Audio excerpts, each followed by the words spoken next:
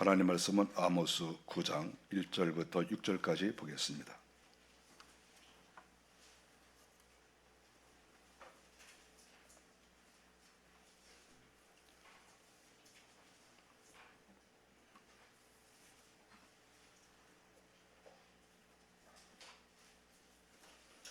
(1절부터 6절까지) 한 목소리로 읽겠습니다. 내가 보니 주께서 제단 곁에 서서 이르시되 기둥머리를 쳐서 문지방이 움직이게 하며 그것으로 부서져서 무리의 머리에 떨어지게 하라. 내가 그 남은 자를 칼로 죽이리니 그 중에서 한 사람도 도망하지 못하며 그 중에서 한 사람도 피하지 못하리라.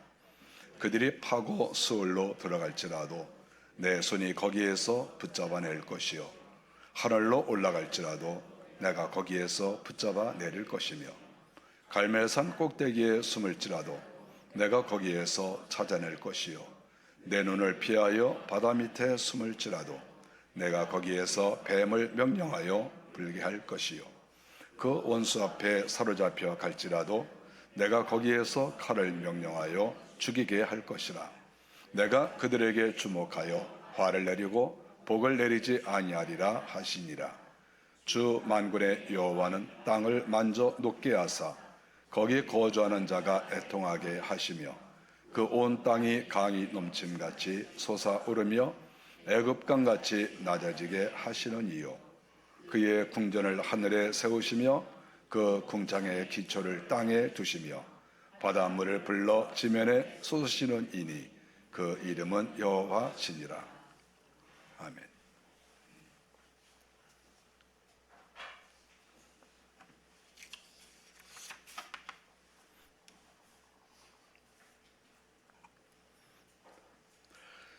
이 성경을 기록한 사람은 아모스 선지자입니다.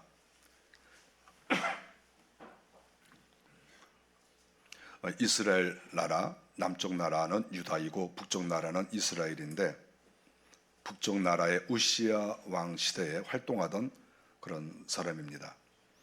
아모스 선지자는 선지자 중에서 그래도 상당히 격이 높은 그런 분이라고 볼 수가 있습니다.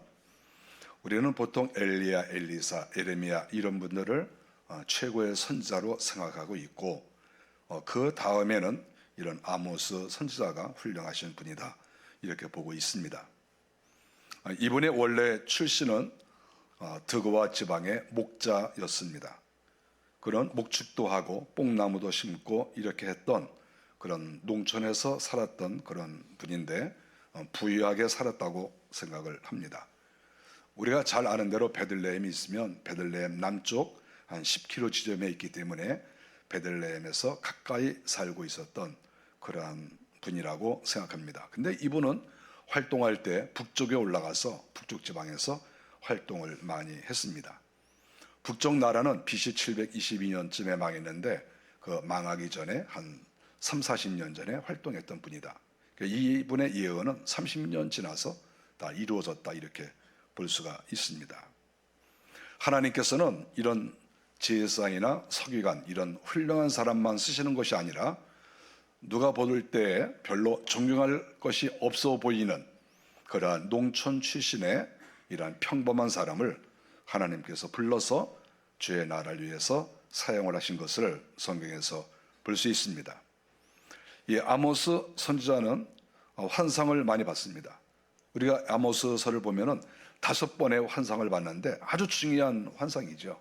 이 5번의 환상을 본 중에서 오늘 이 본문은 5번째 마지막 환상이라고 볼 수가 있습니다.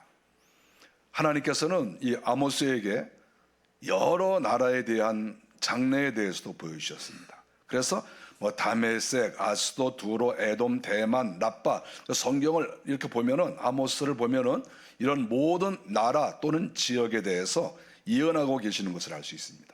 하나님께서는 어떠한 나라, 어떠한 도시에 30년, 50년, 100년 그 이후에 대해서도 하나님께서는 다 알고 계신다 할 수 있는 것이죠. 아모스가 예언할 때 사람들이 환영하는 것은 아니죠. 우리가 선지자들은 대개 환영을 받지 못했습니다. 왜냐하면 선지자는 와서 좋은 얘기를 하지 않았습니다. 칭찬하는 것은 아마 10분의 1이 될까요? 칭찬보다는 거의 대부분은 다 책망하고 야단을 치고 또 긴장하게 만드는 그런 내용이라고 볼 수 있죠. 그러니까 누가 이 선지자를 좋아하겠습니까?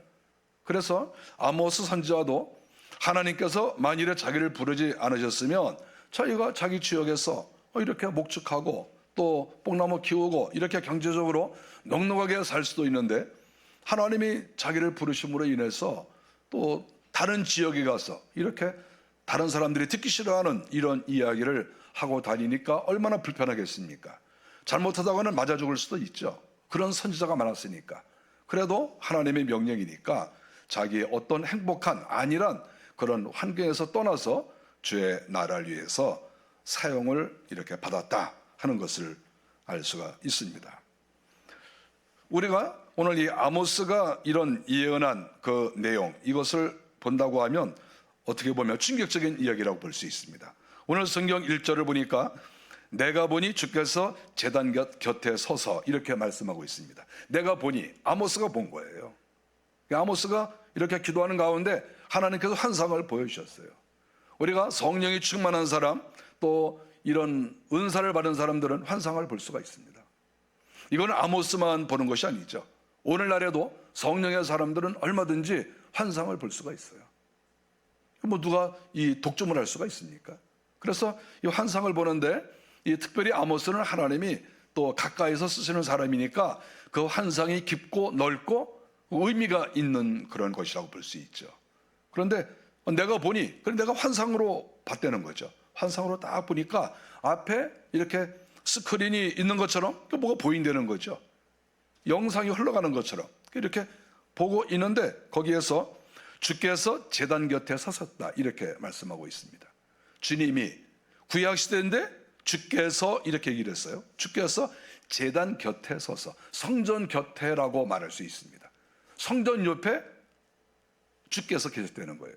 우리가 먼저 주께서 계신다고 하니 이거 누굴 말하는 것일까? 신약시대에서 주께서 그러면 예수님이구나 이렇게 생각할 수 있잖아요. 그런데 구약시대에 주께서 그러면 누구를 가리키는 것인가 이렇게 생각할 수가 있습니다.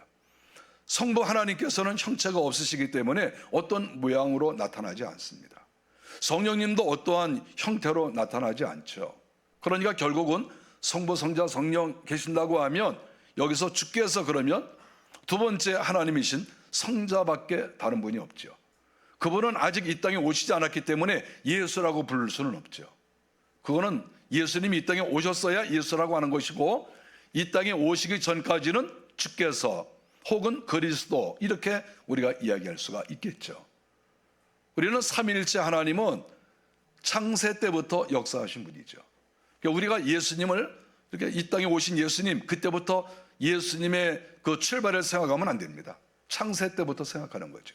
그래서 구약시대이지만 예수님이 오시기 700년 전이지만 그가 주께서 제단 곁에 섰다 이렇게 말하는 것은 구약의 역사하신 그리스도라고 우리가 볼 수가 있는 것이죠. 근데 그분께서 제단 옆에 서신 거예요. 그때 성전이 있었습니다. 그러니까 성전 그 옆에 딱 서신 것이죠. 이 제단은 우상을 숭배하는 것도 제단이라고 볼 수가 있지만 여기서 우리는 예루살렘 성전이라고 볼 수 있습니다. 예루살렘 성전 옆에 우리 주님께서 서 계신 것이지요.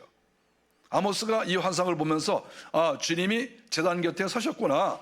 이거 우리가 누가 보더라도 별 문제가 아니죠. 주님이 제단 곁에 서셨는데 무슨 문제가 되겠습니까? 그런데 주님이 서셨는데 이 주님께서 이상한 말씀을 여기서 하고 계시는 거죠. 1절에 계속 보니까 이르시되 기둥머리를 쳐서 문지방이 움직이게 하며 이렇게 말씀을 하신 거예요. 이르시되, 주께서 말씀하신 거죠. 기둥머리를 쳐서, 성전에 기둥이 있지 않습니까? 그런데 그 기둥에 그 머리 부분이 있습니다. 우리가 그 고대에 지은 그런 건물들을 보면 기둥이 있고 그 모퉁이 돌도 있고 그 기둥 위에 또 돌들이 다 이렇게 있죠. 바로 그것을 가리키는 거지요. 기둥 머리를 쳐서 문지방이 움직이게 하며, 기둥 머리를 치는 거예요. 그 기둥이 아주 든든하게 세워졌지만 그 기둥을 무너뜨릴 만한 어떠한 힘이 그 머리를 치는 거죠. 그 머리를 쳤는데 뭐 당연히 기둥도 무너지는 것이고, 여기서 말씀하는 것처럼 문지방이 움직이게 된다. 기둥이 무너지니까 그 기둥을 받치고 있던 돌도 무너질 것이고, 그 바닥, 문지방이라는 것은 바닥을 가리키는 거니까 그 바닥이 다 움직인다, 이렇게 말씀을 하시는 것이죠. 우리가 성전에서 기둥은 정말 중요한 거 아닙니까?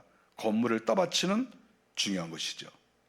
결국 기둥머리를 친다고 하는 것은 성전을 무너뜨린다 하는 그런 말과 똑같은 말이라고 볼 수가 있죠. 문지방이 움직였다, 바닥이 움직였다, 그러면 성전은 자연적으로 무너지는 것 아니겠습니까? 우리가 이 성전을 파괴하신다, 지금 적군이 와서 성전을 파괴하는 게 아니잖아요. 뭐 어느 다른 나라가 좀 쳐들어와서 뭐 불을 지르고 성전을 무너뜨렸다, 좀 그런 말이 아니잖아요. 주님께 예배하는 그 성전 아닙니까? 주님이 가장 좋아하실 만한 그런 건물이죠. 그런 기관이고. 그런데 주님께서 말씀하시면서 이렇게 할 것이다, 이렇게 말씀을 하셨습니다. 성전을 파괴하신다고 말씀하시는 거죠. 하나님께 예배하는 곳이고, 우리가 예배할 때는 성부 하나님께만 예배하는 게 아니라 성부, 성자, 성령이 다 받으실 수 있는 거 아니겠어요? 그러니까 어찌 보면 예수님이 이스라엘 백성들이 예배할 때 그 예배를 받으시는 분이죠. 구약의 그리스도이시니까, 성자이시니까 얼마든지 그 예배를 받으시는 분이죠. 그런데 예배를 받으시는 그분께서 야, 내가 더 이상 너희들이 드리는 이 예배 내가 못 받겠다, 그리고 예배 드리는 장소를 아예 무너뜨려 버리시는 거죠. 성전을 없애버리면 너희들이 나한테 예배 안 하겠지. 너희들이 예배하는 거 내가 즐거운 것이 아니라 아주 꼴보기 싫다 하죠. 아주 쳐다도 보기 싫다. 너희들이 부르는 기도, 찬송, 너희들이 하는 기도, 너희들이 예물을 드리는데 다 꼴보기 싫고 내가 이거 완전히 없애버릴 거야. 지금 이렇게 말씀을 하시는 것이죠. 전혀 우리가 이해할 수가 없는 그런 말씀 아니겠습니까? 우리 주님께서 이렇게 말씀하신 의도는 어떤 거라고 생각합니까? 그거는 하나님의 집에서 불법을 행하기 때문에 더 이상 용납을 못하겠다 하는 것이죠. 하나님의 집은 가장 중요한 것이 하나님께 진심으로 예배를 드리는 것이고, 하나님이 기뻐하시는 일을 하는 것이 하나님의 집이, 성전이 해야 될 일이 아니겠습니까? 그런데 성전에서 하는 것을 가만히 보니까 하나님이 기뻐하실 만한 것이 아닌 거예요. 기도를 하거나 찬양을 하거나 예물을 드리거나 어떤 행사를 하는데 하나님 보시기에 전부 껄끄럽고 마음에 안 드는 거죠. 그런 일을 이스라엘 사람들이 했다는 것이죠. 이해가 안 갈 수도 있잖아요. 아니 어떻게 그럴 수가 있냐. 이스라엘 사람들이 거기에서 무슨 댄스 파티를 하는 것도 아니고 무슨 뭐 술 마시고 무슨 행동을 하는 것도 아닌데 하나님이 이렇게까지 하실 필요가 무엇인가, 이렇게 생각할 수 있죠. 주께서 생각하시는 것은 뭐냐 하면, 기도를 하더라도 그 기도가 진실된 기도여야 되고, 찬양을 하더라도 진실이 들어가 있는 찬양, 겉으로 들어서 어떤 곡이나 또 음색이 아름답고 이런 것으로 하나님은 끝나는 게 아니라, 음색은 좀 좋지 않더라도, 박자는 좀 안 맞더라도 진실이 그 안에 들어가 있는 그러한 찬양을 하라는 것이죠. 예배할 때 이렇게 자리를 채워주는 것이 아니라 나 오늘 교회 나와줬어 이런 것이 아니라 제가 오늘 하나님 앞에 진정으로 예배를 드립니다. 하나님께서 저를 받아주세요. 이러한 마음으로 예배하면 그게 진정한 예배인데 그렇게 안 된다는 거죠. 그러니까 주께서 이런 거 다 필요 없다. 그리고 어떻게 보면 좀 심하게 말하면 발로 차버리는 거죠. 여러분, 발로 찬다는 말은 어떻게 보면 좀 순화된 말이에요. 지금 하나님께서는 성전의 기둥 머리를 치고 문지방을 다 흔들어 버리고 파괴시켜 버린다, 이렇게 말씀하시지 않습니까? 이거 무서운 얘기가 아니겠어요? 주님은 이렇게 너희들은 용도 폐기다. 너희들이 지금 뭐 무슨 필요가 있냐? 성전 세워놓으면 뭐하냐? 그 많은 돈을 들여서 이렇게 성전을 세워놨는데 너희들이 그 안에서 행하는 것은 이건 아무것도 아니고 너희들이 내 마음에 드는 거를 하냐? 그러니까 이거는 필요 없다. 이런 건 무너져도 하나도 안 아까워. 오히려 내가 무너뜨릴 거야. 지금 주님께서 이렇게 말씀을 하셨습니다. 성전만 무너지는 게 아니죠. 1절 계속해서 보니까 성전을 바라보고 가까이 있던 사람들의 머리에 성전 돌이 떨어지게 한다는 거예요. 무리의 머리에 떨어지게 하라. 여러분, 우리 이 말을 이렇게 쓱 보니까 뭐 그러나 보다 이렇게 하는 것이지만 가만히 보십시오. 성전이 있는데 그 돌로 성전 기둥을 세우고 성전 머리도 돌 아닙니까 다. 그런데 그것이 무너지면서 성전이 확 무너지면서 그 위에서 돌이 떨어지는데 무리의 머리에 떨어지게 하라. 그 무리의 머리에 떨어진다는 게 뭐겠어요? 성전에서 예배하는 사람들, 특별히 지금 여기에서는 제사장들을 가리키는 거 아니겠어요? 레위 사람들과 제사장. 당시에 일반 백성들은 성전에는 못 들어왔어요. 저 밖에 다 있지 않았습니까? 여기서 하는 사람들은 다 레위 사람들이고 제사장들이고 아주 높은 직책에 있는 그런 사람들이잖아요. 그런데 무리의 머리에 떨어지게 하라. 제사장들이 제사한다고 왔다 갔다 하고 레위 사람들도 제사한다고 여기서 분주하게 왔다 갔다 하고 너희들 하는 게 다 꼴보기 싫으니까 성전이 확 무너지면서 이 돌들이 너희들 머리에 그냥 다 떨어져가지고 머리가 박살내게 하라. 무리가 머리에 떨어지게 하라. 머리에 돌 떨어져라 이 말 아니겠어요? 조그만 돌이 아니고 성전을 지을 때 맨 꼭대기에 있는 기둥 꼭대기에 있는 돌이 굉장히 크거든요. 근데 그 돌이 그 무리들 제사장이죠. 누구예요? 제사장이고 레위 사람들이고 그런 사람들 머리에 떨어져서 머리가 다 깨져가지고 다 죽어라. 이렇게 지금 말씀을 하시는 것이죠. 어떻게 보면 끔찍한 그런 이야기라고 볼 수가 있습니다. 계속해서 무너져서 또 이제 대부분 돌에 쳐 죽는데 만일 혹시 남아있는 사람이 있으면 칼로 죽일 것이다 이렇게 말씀을 했습니다. 1절에 보니까 그 중에 한 사람도 도망하지 못하며 살아남은 사람들은 칼로 누가 와서 죽인다는 거죠. 그래서 한 사람도 도망가지 못한다. 우리가 이 내용을 보면 전쟁이 일어난다 이 말과 똑같은 말이 아니겠습니까? 여기서 누가 칼을 들고 와서 이 제사를 드리는 사람들을 죽이겠습니까? 이건 전쟁이 났다는 거거든요. 전쟁이 나서 성전에서 일하는 앞장선 사람들 다 칼로 다 찔러 죽인다 이렇게 말하는 거죠. 그러니까 이제 어떤 사람들은 돌에 맞아 죽고 어떤 사람들은 칼에 찔려 죽고 한 사람도 예외 없이 다 죽어버린다. 하나님이 얼마나 미워하시면 제사장이든 레위 사람이든 하여간 성전 안에 근처에서 왔다 갔다 하는 사람들 싹 죽여버린다. 그런 말씀 아니겠습니까? 우리가 사실 이런 성경 읽기가 좀 싫어요. 그리고 이런 설교하는 것도 좀 부담스러워요. 계속해서 보면 2절에 그들이 파고 수월에 들어갈지라도 내 손이 거기에서 붙잡아낼 것이요. 이스라엘 사람들은 이 지옥을 땅속에 있다고 생각을 했습니다. 그래서 수월이라고 이렇게 얘기를 하거든요. 음부, 수월 이렇게 얘기를 합니다. 그러니까 어떤 사람들은 땅으로 파고 들어가는 거죠. 땅을 막 파서 동굴을 파고 이렇게 해서 땅속으로 막 숨는 거예요. 숨어도 내 손이 거기에서 붙잡아낼 것이다. 주님께서 구약의 그리스도죠.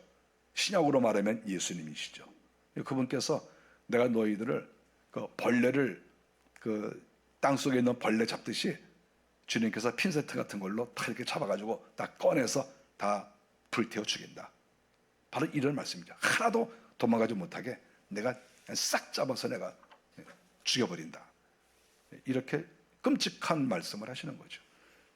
주님이 말씀하신 것 같지 않아요. 이 내용을 보면 주님이 이런 말씀을 하신다는 게 좀 잘 이해가 안 되잖아요. 이건 뭐 조폭이나 하는 말이지 어떻게 하나님께서 인자하시고 자비하신 그런 하나님께서 이런 말씀을 하신다고 생각이 됩니까? 생각을 할 수가 없어요. 그런데 주께서 좀 그렇게 말씀을 하시는 것이죠. 2절에 보니까 하늘로 올라갈지라도 거기서 붙잡아 내릴 것이라. 하늘로 올라간다. 물론 당시 사람들이 하늘로 올라가는 방법은 별로 없죠. 그렇지만 서로 무슨 어떤 기구를 써서 하늘 높이 올라간다고 해도 하나님께서 다 잡아 끌어내린다. 그런 말씀이죠. 오늘날로 말하면 무슨 우주 탐사선 이런 거를 만들어서 저기 달나라를 간다든지 또 지구 근처에 어떤 그 행성에 간다고 해도 하나님께서 거기서 다 끌어내신다. 그런 말씀이죠. 탈출할 수가 없다. 하나님의 말씀이죠. 3절에 보니까 갈멜산 꼭대기든 바다 밑에 숨어있든 다 찾아내신다. 당시 그 이스라엘 사람들은 갈멜산을 굉장히 큰 산으로 생각했습니다. 뭐 표고가 600 정도 되니까, 그리고 거기에는 동굴이 많이 이렇게 있어서 사람들이 숨을 때 그쪽으로 많이 숨었습니다. 높은 산에다가 동굴 많으니까 거기 들어가 있으면 뭐 아무도 몰라요. 이스라엘 나라에는 동굴이 많지 않습니까? 그런데 들어가 있으면 모르는 거죠. 너희가 그런데 숨어 있어도 내가 다 쫓아가서 다 잡아서 죽이겠다. 바다 밑에 들어가도, 이 바다라는 것은 지금 이스라엘 나라를 얘기하는 거니까 지중해를 가리키는 거 아니겠어요? 그럼 지중해가 상당히 깊습니다. 너희가 거기 숨어도 내가 쫓아가서 다 잡아낸다. 이렇게 하나님께서 말씀을 하십니다. 4절을 보면 그 원수 앞에 사로잡혀 갈지라도 또 다 죽이신다. 이렇게 말씀하셨습니다. 이게 무슨 말입니까? 전쟁이 일어나서 이제 포로가 된다는 거죠. 포로가 되면 원수들이 포로로 잡아갈 거 아니겠어요? 그럼 다른 나라로 갑니다. 그러면 포로로 잡혀가는 사람이 난 살았다. 다른 사람 다 돌에 맞아 죽고 다른 사람 다 이렇게 저렇게 다 죽었는데 나는 그래도 포로가 돼가지고 죽진 않네. 그리고 그 유펜 나라로 포로로 잡혀갔는데 거기에 갔는데 꼭 어떻게 일이 이상하게 벌어져가지고 꼭 하나님이 죽게 만드신다. 너희들 거기 가도 칼 맞아. 이렇게 하나님께서 말씀을 하시는 거죠. 4절에 보니까 주목한다. 이렇게 말씀하시는 거죠. 하나님께서 주목하시는 거예요. 다 이렇게 다 주목 다 해가지고. 원래 이 주목을 한다고 하는 말은 원래는 좋은 말이거든요. 원래는 이 주목하여 본다 하는 거는 하나님께서 눈동자처럼 지키신다, 이런 의미하고 연결이 되어 있는 거예요. 그런데 여기에서 주목하다 이렇게 하는 말은 하나님이 벼르신다는 거죠. 지켜본다는 거예요. 너희들 나한테서 빠져나가? 절대 못 빠져나가. 그러면서 하나님께서 유심히 지금 감시하신다 하는 그러한 의미지요. 우리가 다른 사람이 나를 볼 때 바로 두 가지 의미가 있는 거예요. 나를 사랑하고 나에게 관심이 많아서 나를 바라다보는 그런 의미도 있고, 또 하나는 나의 약점을 잡거나 또 내가 잘못되기를 바라서 나를 또 이렇게 추적하는 그런 것도 있잖아요. 이 두 가지 의미가 다 있어요. 그런데 여기에서는 하나님이 주목하신다 하는 이거는 너희들 절대 내 손에서 못 빠져나간다. 너희들 다 죽여버릴 거야. 이렇게 하나님께서 말씀을 하시는 것입니다. 오늘 주님께서 하시는 이 말씀은 북쪽 이스라엘 나라나 남쪽 이스라엘 나라나 다 양쪽에 다 말씀하신 것이죠. 지금 주님은 아모스를 통해서 이렇게 말씀하시는데 이스라엘 사람들은 전혀 다른 생각을 가지고 있습니다. 지금 주님은 너희들 나한테 죽어, 내가 너희들 싹 쓸어버릴 거야, 계속 이렇게 말씀하시는데, 당시 이스라엘 사람이나 유다 사람들이 가지고 있는 생각은 뭐냐 하면 하나님은 우리를 사랑하신다. 맨날 이런 얘기만 하는 거예요. 하나님은 우리를 사랑하신다. 우리는 아브라함의 후손이다. 하나님이 우리를 택하셨다. 하나님이 우리에게 성전을 주셨다. 그러니까 우리는 잘 될 거야. 다른 나라와 전쟁을 해도 하나님이 막아주시고 우리는 날마다 승리할 거야. 늘 이런 생각을 했습니다. 그러니까 자기 나라가 하나님의 보호를 받는다, 또 우리가 경제적으로 넉넉하고 우리가 상당히 괜찮은 나라다, 이 이야기만 자꾸 하고 있는 거예요. 지금 하나님이 자기들을 보고 있는 거하고 자기들이 자기를 생각하는 거하고 완전히 하늘과 땅 차이인 거예요. 전혀 지금 보고 있는 눈이 다른 거예요. 여기에서 항상 문제가 발생합니다. 이 세상의 모든 문제는 여기에서 발생을 하는 거예요. 모든 문제가 사람과 사람 사이에, 어떠한 단체도 다 그런 거예요. 내가 보는 것이 정확하다고 항상 생각해요. 누구든지. 이스라엘 사람들, 유다 사람들 다 그렇게 생각했어요. 하나님은 우리와 함께 하신다. 우리는 복을 받아. 전쟁이 일어나도 우리는 분명히 이겨. 다 그런 생각했어요. 그리고 제사장이나 레위 사람들도 우리는 지금 예배를 잘 드리고 있어. 우리는 성전에서 지금 잘하고 있는 거야. 하나님이 우리에게 복을 주실 거야. 이 생각을 다 하고 있다는 거죠. 지도자나 또는 뭐 중산층이나 하층민이든 누구든지 간에 똑같은 생각을 하고 있는 거예요. 우리나라는 잘 될 것이다. 그러고 있는 거죠. 그런데 하나님께서는 지금 뭐라고 말씀하시는 겁니까? 내가 너희들 싹 죽여버릴 거야. 성전이 무너져서 성전에서 일하는 사람 다 죽여버리고, 칼로 찔러 죽이고, 포로로 잡혀가면 거기서도 내가 죽이고, 하여간 내가 몰살시켜버리겠다. 너희들 뭐 도망가? 어딜 도망가? 하늘로 도망가도 내가 잡아오고, 땅속으로 들어가도 잡아오고, 바다로 가도 내가 잡아오고, 너희들 내가 싹 죽여버릴 거야. 하나님은 좀 그렇게 말씀을 하시는 것이죠. 생각이 정반대인 거예요. 생각이. 우리가 이렇게 사람과 사람끼리 서로 대화를 하다가 이렇게 좀 느껴보는 게 뭐냐 하면, 이렇게 사람의 생각이 다를 수가 있구나 하는 것도 많이 생각이 됩니다. 내가 나를 생각하는 거하고 다른 사람이 나에 대해서 생각하는 것이 이렇게 다르구나. 내가 이 사람을 이렇게 보고 있는데 그 사람이 지금 말하고 있는 걸 들어보면 이 사람은 다르게 생각하고 있구나. 정반대로 생각하는 게 굉장히 많습니다. 자기 스스로. 남들은 자기를 A라고 보고 있는데 자기는 B라고 얘기를 하는 거죠. 너무 신기해요. 이거는 자기 자신에 대한 평가도 그렇고, 나라에 대한 평가도 그렇고, 어떤 사람에 대한 평가도 그래요. 만일에 예를 들어서 어떤 사람이 있다. 여러분 평가해 보십시오. 그러면 어떤 사람은 훌륭한 사람이라고 그러고 어떤 사람은 죽일 놈이라고 그래요. 뭐 똑같은 사람인데. 그거 신기하지 않습니까? 여러분 신기하지 않아요? 왜 똑같은 사람인데 어떤 사람은 죽일 놈이라고 그러고, 왜 어떤 사람은 저 사람이 꼭 필요하다고 그러고 그럽니까? 저는 그렇게 생각합니다. 좋은 점도 있고 나쁜 점도 있고, 사람이라는 게 다 장점이 있고 단점이 있고 그런 것이죠. 어떤 나라도 또 잘하는 것이 있고 못하는 것이 있고, 어떤 정당도 잘하는 것이 있고 못하는 것이 있고 그런 것이지, 항상 잘하거나 항상 잘못하거나 그런 데가 어디 있습니까? 그래 생각이 굉장히 이상한 거예요. 저는 이렇게 이 땅을 살면서 생각나는 게 뭐냐 하면, 사람들의 생각이 상당히 자기중심적이다 이런 것이죠. 다른 사람이 평가도 별로 중요하지도 않고, 이 세상 돌아가는 것도 별로 염두에 두지 않고, 어떻게 그런 생각을 갖게 됐는지 그 생각이 딱 매이는 거죠. 그 운물한 개구리라고 이렇게 얘기를 할 수 있는 거죠. 운물한 개구리가 뭡니까? 그 운물 안에서 자기가 왕이야. 자기 생각이 옳고 자기가 다 마음대로 하는 거예요. 운물 밖에가 얼마나 넓은 세계가 있는데, 그런 생각들을 많이 가지고 있는 거예요. 제가 이렇게 어떤 대통령을 뽑거나 국회의원을 뽑거나 누구를 뽑는다 그랬을 때 저는 항상 이렇게 중간 입장에서 판단합니다. 저는 항상 그럽니다. 그런데 얘기를 들어보면 어떤 분은 무조건 이쪽이라고, 어떤 분은 무조건 이쪽이라고 그러는 거예요. 무조건 이유 없어. 그래서 제가 다 듣고 이 말도 맞고 저 말도 다 맞죠. 근데 가끔 제가 이렇게 그럼 요거는 어떻습니까? 요건 어떻습니까? 이렇게 물어보면 그것도 무시해. 그냥 이게 맞다고 그러고. 그건 운물한 개구리죠. 운물한 개구리. 자기는 자기의 생각에 빠져 있는 거야. 완전히. 다른 걸 못 봐. 다른 걸 못 봐. 그래 그게 옳다고 그래.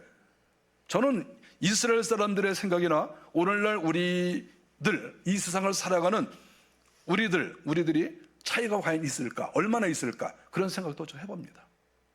생각이 과연 다를까? 이스라엘 사람들 생각하고 오늘날 우리들이 생각하는 게 과연 차이가 날까? 우리는 굉장히 선진화되고 우리는 굉장히 깨어있고 그럴까? 저 이런 생각 많이 합니다. 정말 우리가 깨어있나? 이스라엘 사람들이요 굉장히 똑똑했어요. 자기들이 옳다고 생각했어요. 그런데 결국 어떻게 됐습니까? 아모스 선지자가 말한 대로 망했잖아요. 북쪽 나라도 망하고 남쪽 나라도 망하고, 아모스가 말한 대로 그대로 다 됐어요. 하나님께서 말씀하시는 대로 다 된 거야. 이스라엘 사람들이 수백만 명이 모여가지고 우리가 옳다 아무리 그래봐도 필요 없어요. 하나님이 아니야 그러면 아닌 것이고, 너희도 죽어 그러면 죽는 거고 그런 것이죠. 우리가 대한민국 5천만 명이 일어나가지고 이게 옳다 아무리 그래봤자 필요 없어요. 한 분 하나님께서 이거다 저거다 그러면 끝난 거죠. 너희들 다 죽어 그러면 죽는 거고, 살아 그러면 사는 거고 그런 것이지, 사람의 생각이 그거 대단합니까? 그건 아무것도 아닌 거예요. 상당히 저는 우리 한국 사람들의 생각이 상당히 운물한 개구리 같고 생각이 매여 있다. 전 이렇게 그런 생각을 많이 가져요. 사람들과 대화를 해보면서 지금 이스라엘 사람들이 착각하고 있는 그런 착각을 지금 우리들도 하고 있는 게 아닌가, 그런 생각을 하고 있는 것이죠. 우리가 하나님을 믿지 않을 수가 없는 것이 뭐냐 하면 성경에 말씀하시고 있는 것처럼 5절에 내가 땅을 만져 높게 하사 이렇게 말씀하셨습니다. 땅을 만져서 높게 한다. 하나님은 이 땅을 만질 수 있다는 거예요. 이렇게 밀가루 반죽을 하시는 거죠. 하나님이 이렇게 밀가루 반죽 이렇게 해가지고 이렇게 해서 확 집어던지기도 하고, 이렇게 해서 이것 만들고 저것 만들고 주물럭주물럭 이렇게 뭐 하시다가 뭐 만들까 그러시다가 이제 안 만들고 놔두고 뭐 그렇게 할 수 있죠.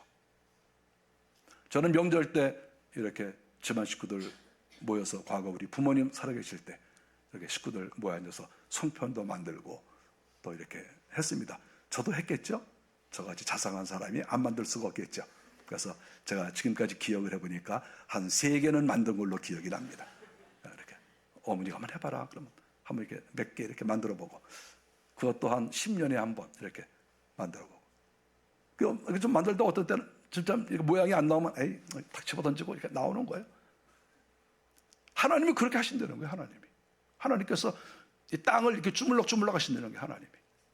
나라도 대한민국 같은 것도 뭐 하나님이 주물럭주물럭 하시는 거고, 그까진 거 뭐 하나님의 손에 다 주물럭거리는 거지 그게 아무것도 아니지 뭐 대단합니까? 하나님께서 이렇게 하시다가 확 집어던질 수도 있고, 하나님께서 밟아버릴 수도 있고, 다 그렇게 하시는 거죠. 우리가 하나님을 그런 분으로 생각을 해야지, 무조건 우리에게 사랑만 베푸신다 이렇게 생각하면 그거는 진정한 기독교 신앙이 아니에요. 거기 거주하는 자가 애통하게 하시며, 하나님은 이런 은혜를 베푸시고 평안을 주시고 그런 분만이 아닌 거예요. 하나님은 5절에 애통하게 하시며 울게 만든다는 거예요. 하나님은 어떻게 보면 하나님 맞나? 이런 생각이 들잖아요. 지금 여기서 나오는 내용은 하나님이 하시는 일이 아니에요. 어떻게 보면 우리가 상식적으로 생각하는 것은 이거는 하나님이 아닌데, 이렇게 하는 거는 조폭인데, 이렇게 생각할 수가 있잖아요. 그런데 지금 하나님이 이렇게 하신다는 거잖아요. 울게 만드는 게, 애통하게, 아주 가슴이 찢어지고 배가 찢어지게 그렇게 목 놓아 울도록 하나님이 하신다, 그렇게 말씀을 하시는 거예요. 5절에 그 온 땅이 강이 넘침같이 솟아오르며, 강이 이렇게 물이 넘치면 물이 확 올라왔다가 이 물이 쓰나미처럼 예를 들어서 이렇게 떨어지면서 그 집들을 다 파괴하고 사람을 죽이고 그러지 않습니까? 최근에 우리가 이 전 세계적으로 상당히 지금 이 홍수, 화산 이런 것 때문에 수많은 사람들이 지금 죽고 있지 않습니까? 우리가 그 뉴스를 통해서 그런 거 볼 때마다 가슴이 아파요. 그런데 그거요, 하나님이 얼마든지 할 수 있는 거예요. 성경에 하나님이 하신다고 다 써 있어요. 홍수가 이렇게 나서 수많은 사람을 쓸어가고 화산 폭발하고, 이거 다 하나님이 하시는 거예요. 하나님이 땅을 이렇게 주물럭주물럭 하시니까 우리가 이거 안 믿을 수가 없죠. 아무리 세상에 똑똑하고 유능한 사람도 이 홍수를 막을 길이 없어요. 화산이 폭발할 때 그거를 멈추게 할 사람이 없어요. 아무리 좋은 학교를 나와도 그거 못해요. 그거 못 막아요. 결국은 성경에 보니까 하나님이 그렇게 하신다, 이렇게 말씀을 했습니다. 그래서 결국은 우리가 하나님을 믿는 것만이, 그리고 올바로 믿는 것만이 우리가 사는 길이다, 그것을 이 아모스의 예언을 통해서 알 수가 있는 거죠. 저는 이렇게 어려서 10대 때도 성경을 읽으면 그게 무서웠어요. 물론 기독교라고 하는 것이 사람을 겁주게 하는 게 아니에요. 겁주게 하는 게 아닌데, 하나님에 대해서 알면 알수록 하나님이 두려워요. 무섭고. 우리가 기독교가 뭐 괜히 사람들 겁주고 말이죠, 너희들 뭐 조심해, 너희들 잘못하면 죽어, 너희들 망해, 이렇게 공갈 협박하는 종교가 아니에요. 기독교는 원래 그런 종교가 아니고, 하나님의 사랑을 전해주고 하나님을 잘 믿도록 해주고 하나님의 사랑받게 해주고 복을 주고 이렇게 하는 것이 기독교거든요. 그런데 우리가 기독교의 양면이 있는 거예요. 하나님은 우리에게 복을 주시고 은혜를 주시고 하시는 분이지만, 하나님과 관계가 나빠지거나 자꾸 죄를 지면 하나님께서 이렇게 징계를 하신다, 이러한 기독교의 양면성이 여기에 있는 거예요. 우리는 하나님을 어떤 근거 없이 무작정 무서워하거나 두려워하거나 그럴 필요는 없어요. 그런데 사실 저는 하나님이 항상 두려워요. 저 하나님이 항상 무섭고 두렵고 긴장이 되고 늘 긴장이 되고 그렇습니다. 저는 이번 그 명절 휴가 때도 연휴 때에도 이렇게 집에서 쉬지만 뭐 한 하루 이틀 딱 쉬잖아요. 그러면 내가 이래도 되나 이런 생각이 들어요. 이렇게 내가 이렇게 교회도 나가보고 또 성경도 보고 기도도 하고 그래야 되는데 내가 이렇게 휴가라고 해서 마음껏 이렇게 쉴 수 있나? 그러면 제가 연휴 때에도 여러 번 교회 나왔어요. 그래서 교회 나와서 또 하루 종일 여기서 시간을 보내고 그리고 또 시간 또 내고 저는 토요일 날도 쉰 날이 거의 없어요. 사실 우리 서진 전도사가 저에게 목사님 한 달에 2번은 쉬셔야 돼요. 월요일도 안 쉬시고 주일도 안 쉬시고 한 달 내내 일하시니까 한 달에 2번은 쉬세요. 그래서 토요일 날 쉼 이렇게 제 스케줄에다가 표를 해놨어요. 한 달에 2번 딱 해놨어요. 그래서 제가 어떤 날은 그래요. 이거 지워. 왜 지우세요? 목사님 계속 좀 쉬셔야죠. 빨리 지워. 나 내일 교회 나올 거야. 그럼 왜 나오시는지 모르겠어요. 내가 나오면 자기도 혹시 나와야 되나 그래가지고 어쨌든 이렇게 쉼 이런 거를 저는 자꾸 지워요. 내가 뭐 한 거 있다고 맨날 집에서 쉬고 또 쉬면 또 뭐해? 쉬면 뭐 할 게 뭐가 있어요? 쉬면 그러니까 이게 자꾸 지우고 토요일 날도 저는 그래서 한 달에 쉬는 날이 하루 있을까 말까입니다. 쉬긴 못하셔. 늘 주님 앞에 긴장하고 주님 제가 제 맡은 일에 충성을 다하게 하시고 저도 허물과 부족한 것이 많이 있지만 용서해 주시고 제가 몸된 교회를 잘 받들어가게 하시고 항상 이런 긴장감이 저에게 있는 거예요. 왜냐하면 성경을 보면 하나님께서는 사랑도 베풀 수 있고 복도 주시지만 또 잘못했다가는 하나님한테 맞아 죽는다. 이런 것이 있기 때문에 늘 긴장하고 살아간다 하는 것을 저는 말하고 싶습니다. 하나님께서는 아모스 선지자에게 이 환상을 보여주시고 북쪽 이스라엘과 남쪽 유다에게 계속해서 이러한 예언을 했습니다. 다니면서. 그런데 우리가 성경에 보면 듣는 사람들이 많지 않았습니다. 사람들은 말을 잘 안 들어요. 한번 어떤 생각이 들어오면 고칠 생각들을 대체적으로 안 합니다. 한번 딱 생각이 들어왔으면 끝인 거예요. 근데 결국은 이스라엘 사람들의 생각이 잘못된 것이죠. 하나님을 온전히 섬기지 않았다. 신앙에서 떠났다. 우상을 섬겼다. 이런 죄들이 있었기 때문에 결국 그들은 선지자의 말도 듣지 않고 자기들은 잘하고 있다 이렇게 생각하다가 결국은 다 망했다는 것을 알 수 있습니다. 성전 건물이 중요한 게 아니죠. 성전 건물 중요하지만 그러나 믿음대로 살지 않으면 그 안에 있는 사람들이 다 필요가 없고 성전도 필요가 없는 거죠. 그러니까 주께서 성전도 무너뜨리신 거죠. 그래서 이스라엘 성전 무너진 거 아닙니까? 아무리 그 성전을 지을 때 큰 비용을 들여서 졌다 할지라도 그 사람들이 말씀대로 살지 않으면 그건 아무 필요가 없는 거예요.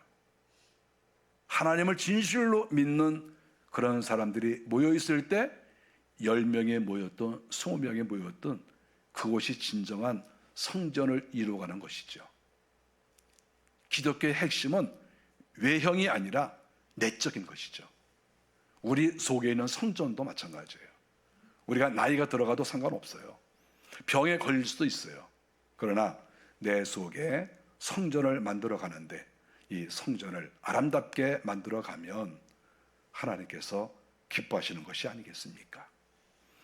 성경을 통해서 우리가 깨닫는 것은 하나님은 심판 중에서도 남은 자를 남겨두신다 하는 것이죠. 피할 자는 항상 있다 하는 것입니다. 하나님이 100명이 있다고 하면 예를 들어서 90명, 95명을 죽이실 때가 있거든요. 근데 그 가운데 일부는 하나님이 항상 살려주셨습니다. 그것이 역사가 가르쳐주는 것이죠. 너무 감사한 거 아니겠어요?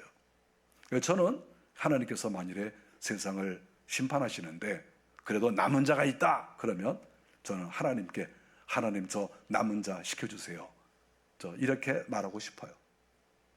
여러분도 그렇죠?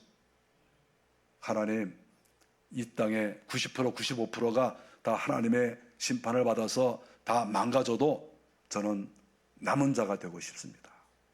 남은 자로서 살고 싶습니다.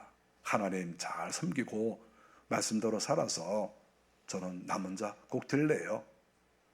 우리 성경에는 남은 자라는 얘기가 많이 나오거든요. 그런 남은 자가 우리는 되어야 하겠죠. 오늘 아모스의 예언, 이 예언을 보면서 하나님께서는 자기 백성이라도 또 제 사람과 레위 사람이라도 심판을 하시는구나. 우리는 어떠한 직분을 갖고 있든지 어떤 시대에 살고 있든지 남은 자가 되자. 이런 마음으로 꼭 사시기를 바랍니다. 기도하겠습니다.